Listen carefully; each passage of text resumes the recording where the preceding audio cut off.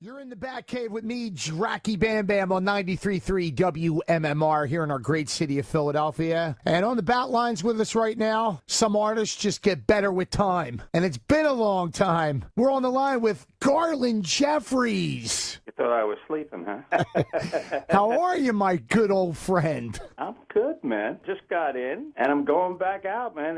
They tell me there's a party in another hour or so. I'm going to be headed to, That's so good to hear you're still the king of the party. And Garland, you're up in the city that never sleeps. You're up in New York? It's a nonstop party out here, man. Come on. You're bringing your party back to us, playing a special show for us at the Sellersville Theater, April the 18th. Tickets will be available at st94.com. Garland, we've been here at 93.3 WMMR for 47 years, and I believe back in 1977 when you were on A&M Records, you were Rolling Stone Magazine's best new artist. Your great album, Ghostwriter, had the great single, Wild in the Street. We were playing it heavily here, and you stopped by, and I believe you played our 14th birthday party. And what a great song it was, Wild in the Street, about preteen rape, murder in the Bronx. Yeah, well, that's the song, man.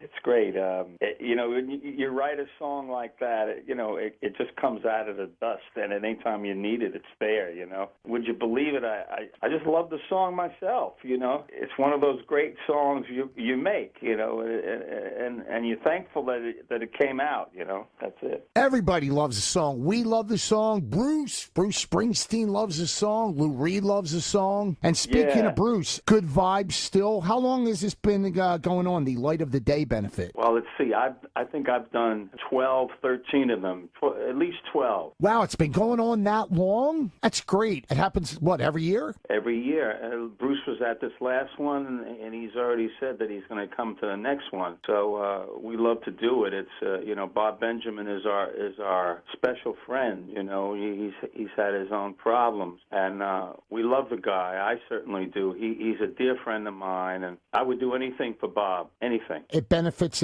Parkinson's disease, Garland? Yeah, Parkinson's disease. It's one of these crazy diseases. I mean, I got involved with this because a good friend of mine out in Long Island, there were two friends. Dennis Crane, he had ALS, and which is a crazy, weird disease.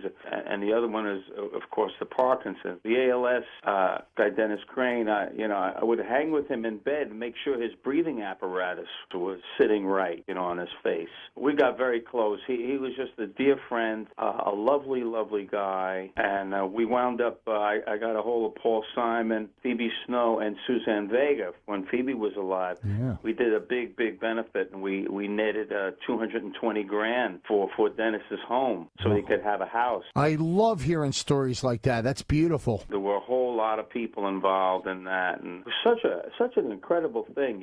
The Hamptons are like a rich community, and you think that snobbery would be part of this, but it wasn't at all. People really rose to the occasion. And the same thing, it's the same thing we did and we've done each year in Asbury Park. And then we, with Bruce or without Bruce, we're there to do it. And of course, when the big man comes by, it's a lot of fun. We make it a lot of fun. And like I say, our friend Bob Benjamin, who was really he's really the force behind it. What a man this guy is. He's had the illness for a number of years, but each year, he weathers it and wears it well. He handles it really well. It's a difficult illness.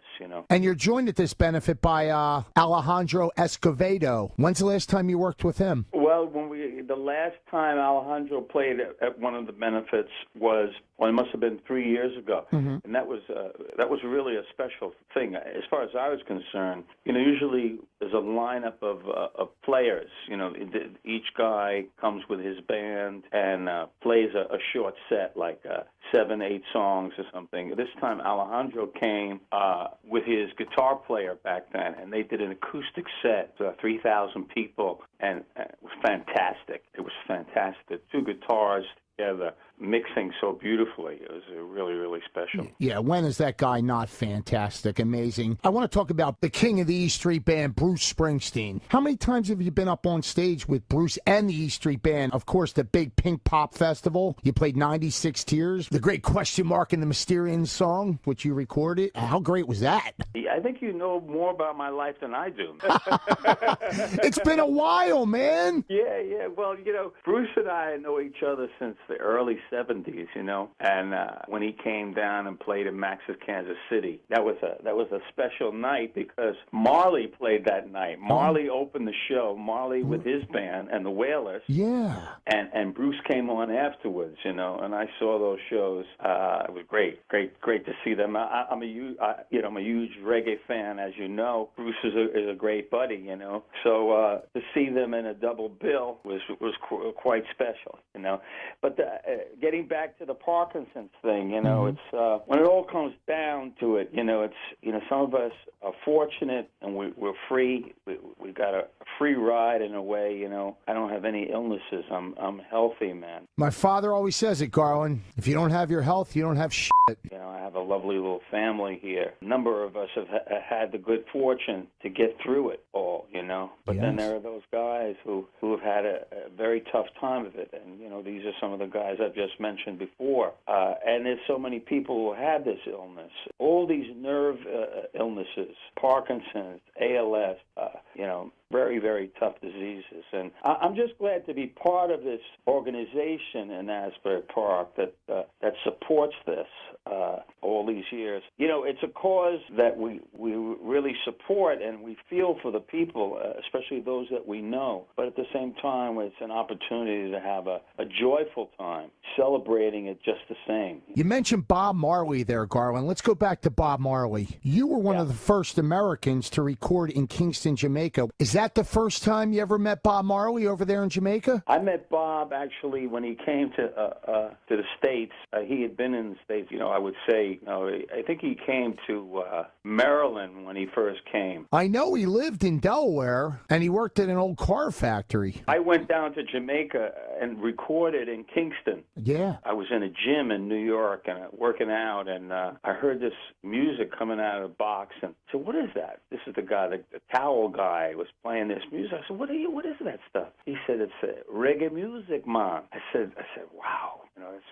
Then he told me who it was. It was the Heptones that he was playing, And from that point, this is a number of years now ago, I started getting that music, and I just fell in love with it, and try to make it my own. To try to put my own spirit into it, and also keep the rhythm. And Marley went on TV and said, the only person who really knows how to make reggae music in America is Garland Jeffreys, So that was quite an honor. I met Bob, of course, a number of times. We eventually met in Chicago, where we had some time. He was playing at the Uptown. I was playing at the Park West. We got together. We had the same agent in Chicago. So we hung out together that night. I went backstage before the show, and all the Wailers were there, and they started to sing I May Not Be Your Kind from my album as I walked backstage. It was like such a treat, Again, that's like an endorsement. Bob Marley endorsing Garland Jeffreys. So you met all the Wailers. Are you still in touch with any of them? And I still see them from time to time. You're like Wyalindo, a fantastic keyboard player, Tyrone Downey, these wonderful players and wonderful people, And Bob I spoke to when he was in the house. He was in the clinic in Germany, and I was in Germany at the time, and I spoke to him on the phone. I spoke to his wife, Rita Marley. I loved how Bono inducted Bob Marley into the Rock and Roll Hall of Fame when he goes, Rita's man. Rita told me, put Bob on the phone, and Bob said, I said to Bob, how you doing? He says, Jah know. He said, Jah know. And I understood that to be that Jah would provide, Jah would take care of him, his God, his spirit, the spirit that he, looked toward, It's sad that he passed away so young, really, but his contribution was enormous. turned out to be a very sweet guy, very, very lovely person, very, very nice guy. You know, he was very warm to me, and just liked him so much. You know. And on your good friends list, what was it like going to school with Lou Reed and then having him work on your 2011 album, The King of In Between? Yeah, you're asking all the questions, man. Jesus Christ. Coming back to my tomb, back to my casket. Man. You're getting all the information out there. Well, it's not like I get to talk to Garland Jeffreys on the phone every day. You are such a history, man. I want to get it all. Yeah, well, it's great. I like it. It's good. Well, Lou and I, it's really great. We have a long history. You know, we had a long history, and you know, we met in Syracuse University, hanging out at a place called the Orange, a place that still exists, a bar. I guess it was right around the corner from Marshall Street, you know, and we hung out there. We met there. We used to meet with Delmore Schwartz, who was the writer who also taught English. It was really, you know, you might say it was Lou's mentor. But we would meet every day at the bar at 4 o'clock in Syracuse. That's Eastern Standard Time, by the way. and Lou and I became friendly. You know, one of the things that bonded us initially is that we loved doo-wop. He loved doo-wop, I loved doo-wop. I love Frankie Lyman. You see, Frankie Lyman was my idol. God bless him, yeah. You know, I just loved the sound of it. The song that you sang so sweetly, they call it our love's refrain. You left my heart completely out in the cold again, out in the cold again. And Frankie Lyman, that was his style, you know. And I love that sound of Frankie, you know. Why do fools fall in love? God bless him. So, yeah. Too young of an age. Yeah, he died at 25. What was it, 25? 25 on a rooftop, man. Yeah, so sad. Drugs, right? Yeah, overdose. Yeah, God bless him. Yeah, well, really. You mentioned your family. Your daughters are in the business, I hear? Well, we don't think she's in the business as such. She's a little too young to be in the business. She's in college right now. Okay. But she's quite a force, man. Ooh, is she good? She's really, really good. And are you working with her, Garland? Well, you know, here's the way I handle it. I handled it, and I still handle it. She started. We got her a piano when she was young. Okay. Know? I saw that she had a certain talent already, and you know, I just saw that it was going on. You know, and I thought that the easiest and best way to work on that is to stay away from her. Let her find her way instead of trying to push her to be anything. You know. And now she's really, really shining. You know, she's taking jazz piano at school. Mm-hmm. She's got a really great teacher. She's a natural. She was a natural when she first started, and then from time to time she comes up on stage and sings a song with me, or sings say one or two or sometimes three songs on her own. So I try to give her the room to move closer to the situation on her own, because I think when you try to push a child towards something, that's the quickest way of ending it, you know. Being a parent and telling them what to do, they're going to go the opposite street. Exactly, and they don't want to be pushed, and she got very attracted to the whole thing, and she was very good in front of people. Mm-hmm. She could easily, you know, play the piano and sing and perform, and you know, we're playing a big show and playing a few shows now, and we're playing a big show in New York soon on the 30th of May. We're playing the Ghostwriter album. Yeah, you're going to play it in its full entirety, right? Yeah, from start to finish. Yep. And Savannah will join us and sing a couple of songs, maybe a couple of duets with me. Beautiful. Steve Gadd will join us. Mm-hmm.